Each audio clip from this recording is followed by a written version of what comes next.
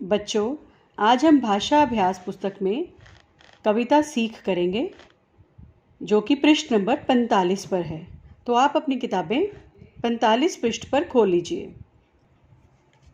कविता सीख, सबसे पहले आप आज की तिथि यहाँ पर लिखेंगे, उसके बाद हम इसको करेंगे। देखो, नंबर 1 पर लिखा है, पाठ सीख के आधार पर दिए गए शब्दों में उचित मात्रा लगाइए। यहाँ पर हमें कुछ शब्द दिए गए हैं, यहाँ इनको हमने उचित मात्रा लगाकर शब्द को पूरा करना है। और ये सारे शब्द जो हैं वे हमने पाठ में पढ़े हैं।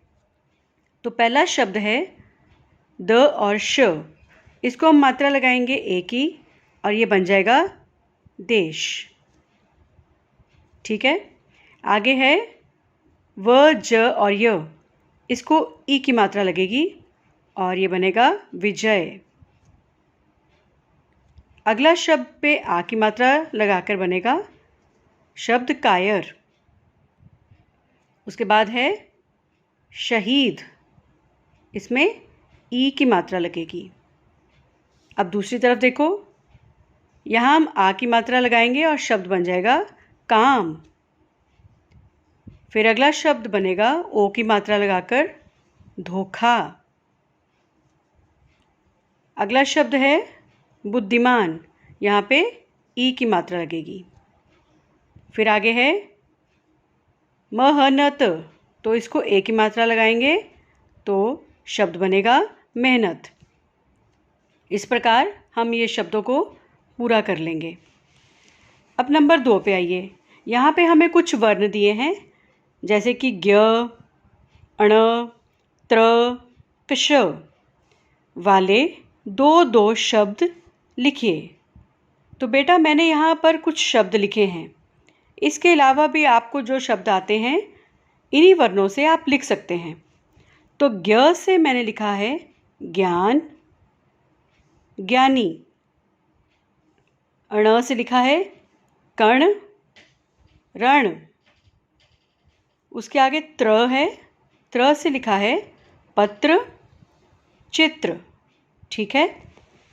और अंतिम वाला जो वर्ण है वो कश है। कश से मैंने यहाँ शब्द बनाए हैं कक्षा और रक्षा। ठीक है। अब आ जाओ नंबर 3 पे। यहाँ लिखा हुआ है उदाहरण के अनुसार नए शब्द बनाइए। यहाँ पर हमें एक उदाहरण दी गई है, शब्द है काट। उन्होंने काट से नया शब्द बनाया है काटना और फिर कटाई।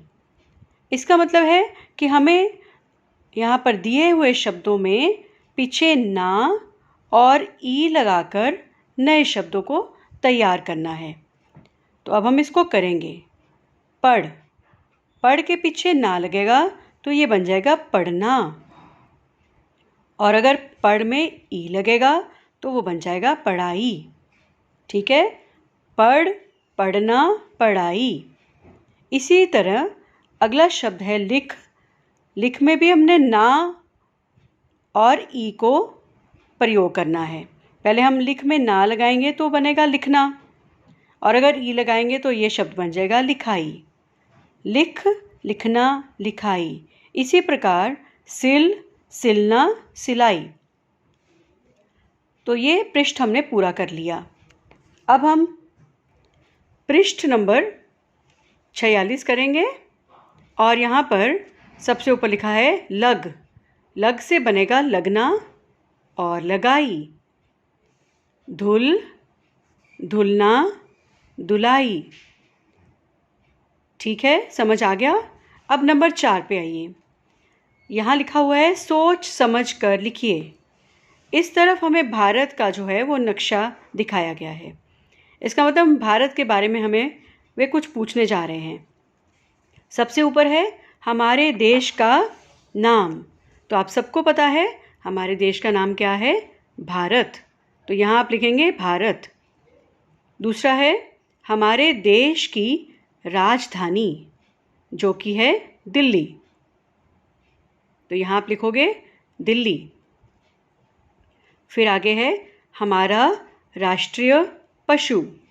तो बेटा हमारा राष्ट्रीय पशु कौन सा है? बाघ है, जिसको हम इंग्लिश में टाइगर कहते हैं, बाघ। आगे है हमारा राष्ट्रीय पक्षी। तो हमारा राष्ट्रीय पक्षी कौन सा है? मोर है। कौन सा है? मोर। अब आगे देखिए, नंबर 5 पर दिया गया है, नीचे दी गई तस्वीरों को पहचानकर उनके नाम लिखिए। यहाँ हमें कुछ महान लोगों की तस्वीरें दी गई हैं, जिनको आप जानते भी होंगे। आज हमने इनको पहचानना है और इनका नाम लिखना है। सबसे पहले यहाँ पर है रानी लक्ष्मीबाई की तस्वीर। तो आप यहाँ पे लिख देंगे रानी लक्ष्मीबाई। ये दूसरी तस्वीर भगत सिंह की है। यहाँ मैंने लिखा है भगत सिंह। उसके बाद है चंद्रशेखर आज़ाद। चंद्रशेखर आज़ाद। ये तस्वीर है सुभाष चंद्र बोस की। ठीक है। और ये अंतिम तस्वीर जो यहाँ दी गई है वह है हमारे राष्ट्रपिता महात्मा गांधी जी। तो ये सारे जो महान हस्तियाँ हैं ये हमारे भारत के लोग हैं, जिन्होंने अपनी जान देकर हमारे देश को आज़ाद करवाया। तो इस प्रकार आप ये पृष्ठ भी पूरा कर लेंगे। धन्यवाद।